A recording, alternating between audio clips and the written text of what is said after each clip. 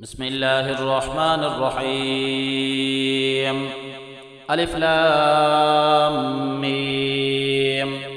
ذلك الكتاب لا ريب فيه هدى للمتقين الذين يؤمنون بالغيب ويقيمون الصلاة ومما رزقناهم ينفقون والذين يؤمنون بما أنزل إليك وما أنزل من قبلك وبالآخرة هم يوقنون أولئك على هدى من ربهم وأولئك هم المفلحون.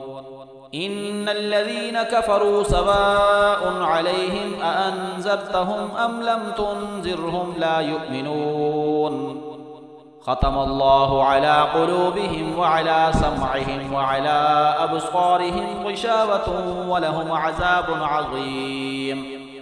ومن الناس من يقول آمنا بالله وباليوم الآخر وما هم بمؤمنين يخادعون الله والذين آمنوا وما يخدعون إلا أنفسهم وما يشعرون.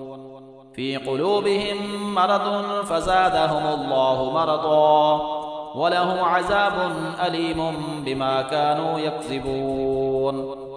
وإذا قيل لهم لا تفسدوا في الأرض قالوا إنما نحن مصلحون ألا إنهم هم المفسدون ولكن لا يشعرون. وإذا قيل لهم آمنوا كما آمن الناس قالوا أنؤمن كما آمن السفهاء ألا إنهم هم السفهاء ولكن لا يعلمون. وإذا لقوا الذين آمنوا قالوا آمنا وإذا خلوا إلى شياطينهم قالوا إنا معكم إنما نحن مستهزئون الله يستهزئ بهم ويمدهم في طغيانهم يعمهون. أولئك الذين اشتروا الضلالة بالهدى فما ربحت تجارتهم وما كانوا مهتدين.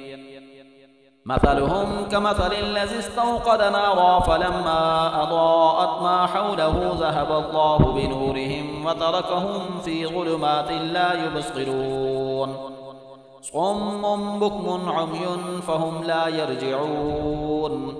أو كصيب من السماء فيه ظلمات ورعد وبرق يجعلون أصابعهم في آذانهم من الصواعق حذر الموت والله محيط بالكافرين.